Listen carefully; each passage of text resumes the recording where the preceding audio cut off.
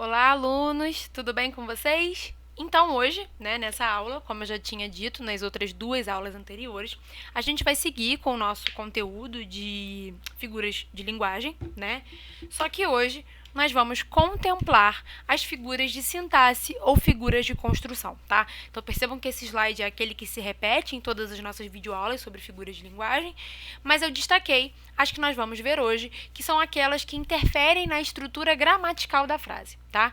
Então, nós vamos ver todas essas figuras de sintaxe ou de construção, que são aquelas que vão interferir propriamente nessa estrutura gramatical da frase. Tudo bem?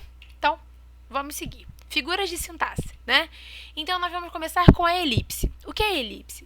A elipse é a omissão de uma palavra que se identifica de forma fácil. Então, perceba que nós temos ali, tomara você me entenda. Então, aqui, percebam em tomara você me entenda, a gente teve uma elipse, a gente teve uma omissão, da conjunção que ali, Então, percebam que é uma conjunção que é facilmente compreendida por nós, é facilmente identificável por nós, A elipse, ela também se dá numa omissão de uma palavra que já foi repetida, já foi pronunciada anteriormente, então não faz necessária a repetição, Então, perceba nesse quadrinho aqui embaixo.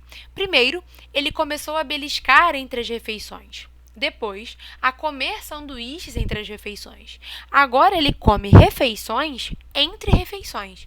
Percebam nesse segundo quadrinho que a gente teve uma omissão do ele, Então, primeiro, ele começou a beliscar entre as refeições. Depois, aí a gente teria ele começou a comer sanduíches entre as refeições.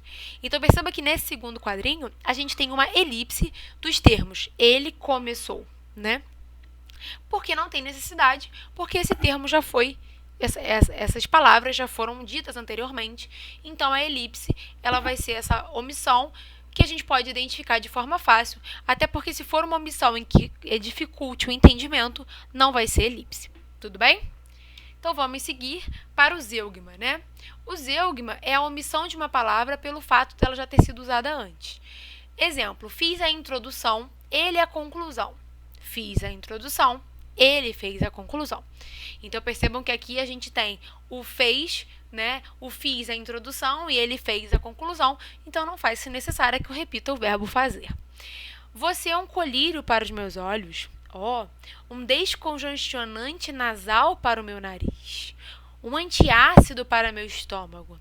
Tem gente que não sabe quando parar, Então, perceba que aqui, nos quadrinhos 2 e 3, nós temos uma omissão, dos termos você é. Então, eu tenho você é um colírio para meus olhos, você é um descongestionante nasal para meu nariz e você é um antiácido para meu estômago, que estão omitidos por conta do zeugma. Tudo bem? Então, vamos seguir. O hipérbato. O hipérbato, ele é a alteração da ordem direta da oração, Então, o hipérbato, ele vai trabalhar exatamente com a ordem da oração. Então, ele vai alterar a ordem direta, tá? Então, nós temos ali no exemplo, são como uns anjos os meus alunos. Perceba que isso é alterar a ordem direta, porque a ordem direta seria os seus alunos são como uns anjos. Só que pelo hipérbato, eu posso ter essa alteração. Gente, é uma alteração que ainda dá para você compreender o conteúdo, tá?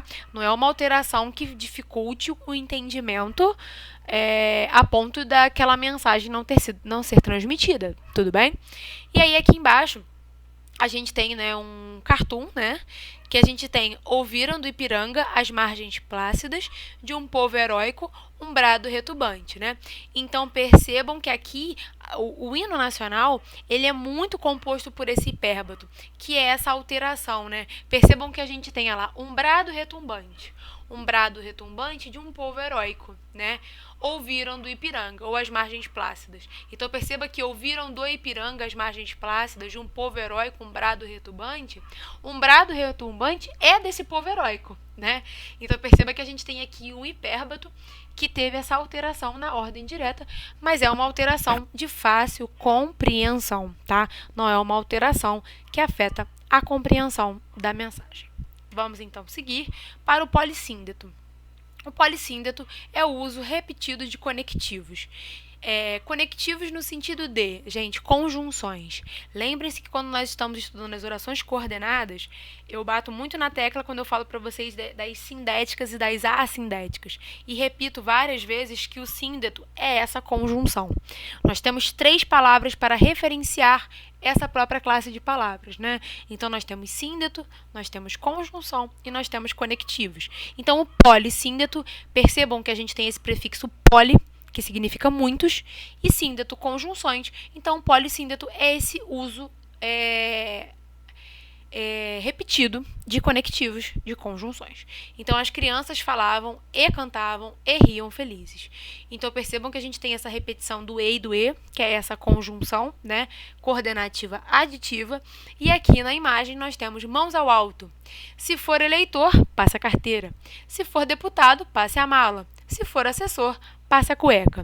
Então, perceba que a gente tem ali a repetição da conjunção ser, né? Que é essa conjunção adverbial condicional. Então, se for eleitor, se for deputado, se for assessor. Então, aqui a gente vai ter esse exemplo do polissíndeto.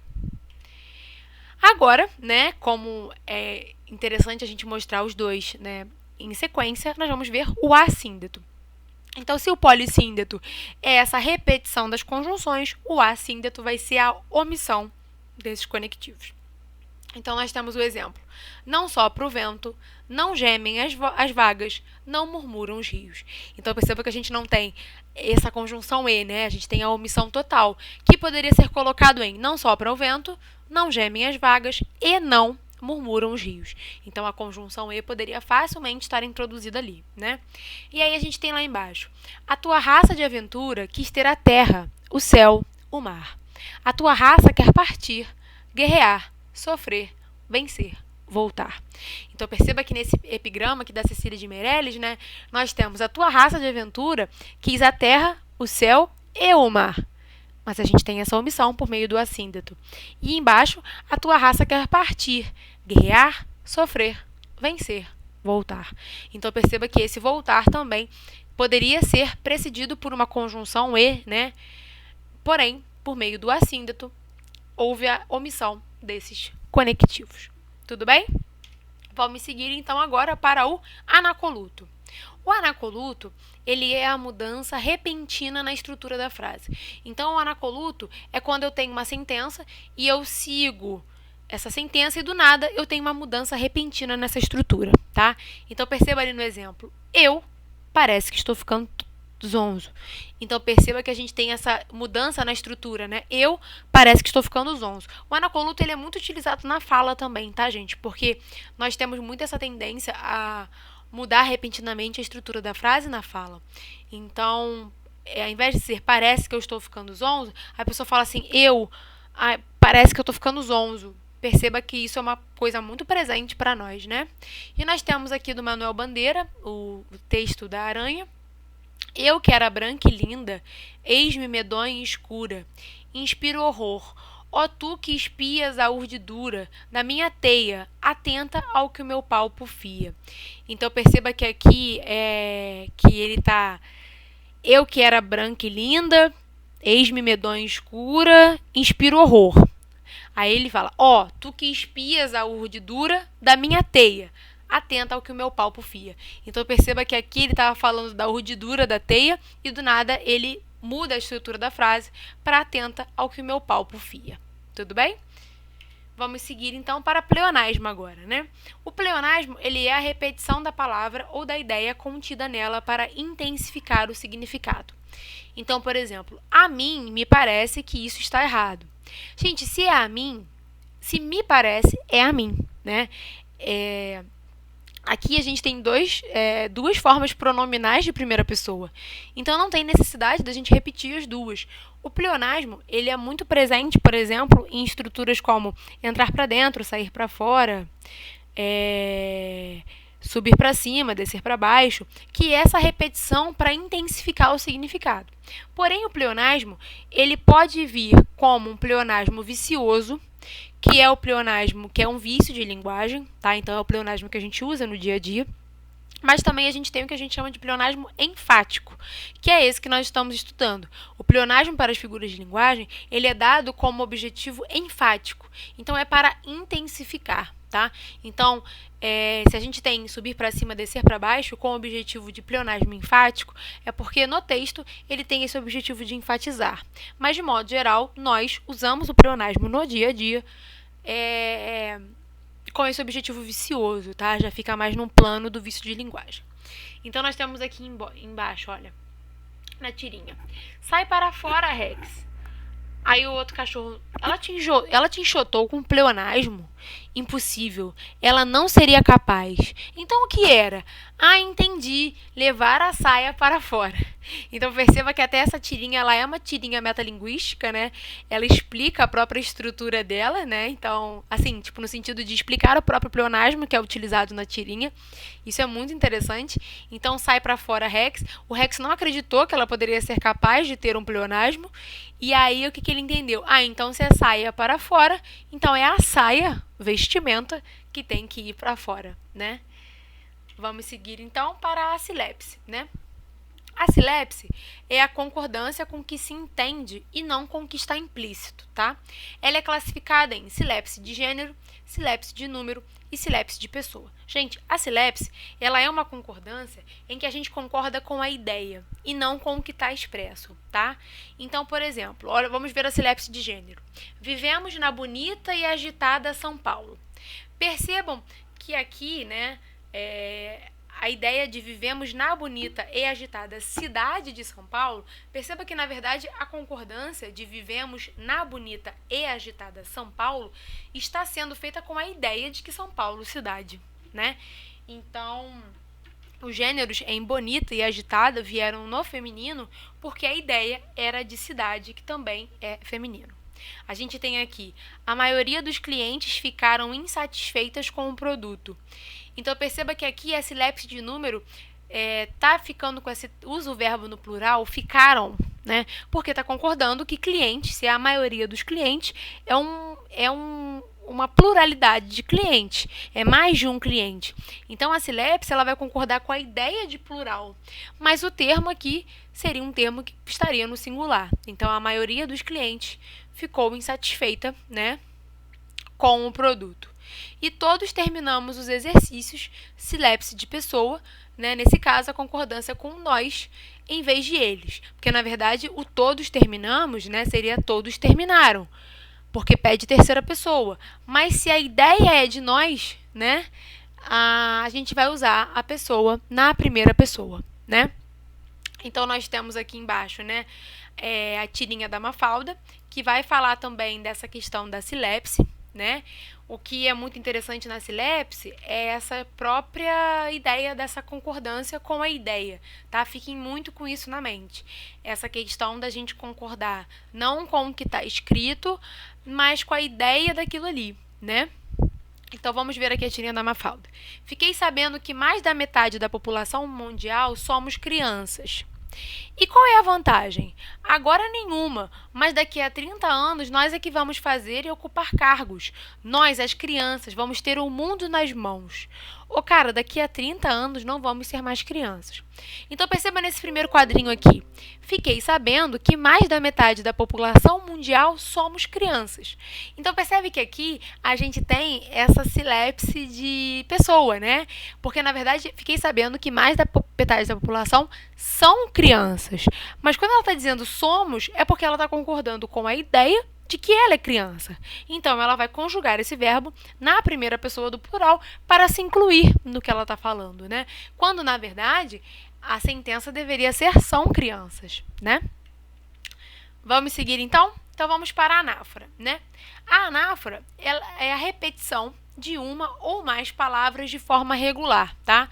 Então, se você sair, se você ficar, se você quiser esperar, se você qualquer coisa, eu estarei aqui sempre para você.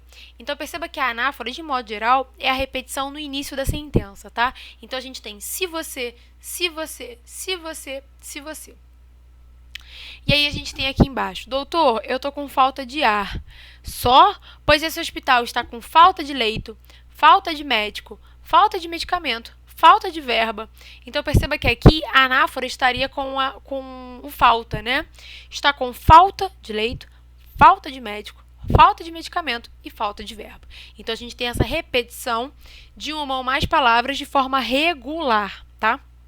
E, de modo geral, quando é poema, por exemplo, a anáfora, ela consiste em estar no início dos versos, tá? E agora, né, para vocês poderem sistematizar isso, eu optei por passar uma pesquisa para vocês fazerem, tá?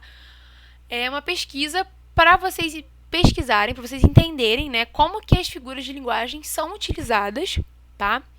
De modo geral. Então, assim, pesquise na internet produtos midiáticos que utilizem algumas das figuras de linguagem apresentadas nessa aula. Produtos midiáticos, gente, quando eu digo, podem ser produtos feitos propriamente para mídia ou coisas que são veiculadas na mídia, tá? Então, poemas, músicas, propagandas publicitárias, placas que as pessoas retratam e divulgam na internet, né? Entre outros. Usem a criatividade. Aí aqui eu trouxe um exemplo de uma placa de estabelecimento que eu encontrei na internet, em que a gente tem proibido barulho sonoro. Então, perceba que aqui a gente tem um pleonasmo, né? Se é barulho, é sonoro. Então, pesquisem propagandas, músicas, poemas. Não vai ser difícil vocês encontrarem, tá? E expliquem qual foi a figura de linguagem que vocês entenderam das figuras de linguagem apresentadas nessa aula. Tudo bem? Então, postem lá no mural a pesquisa de vocês, tá? Então, essa é a bibliografia da aula de hoje. Qualquer dúvida que vocês tiverem sobre o conteúdo, sobre a elaboração da pesquisa, postem no mural ou entrem na sala do Zoom no horário de atendimento. Obrigada, até a próxima aula. Bom estudo!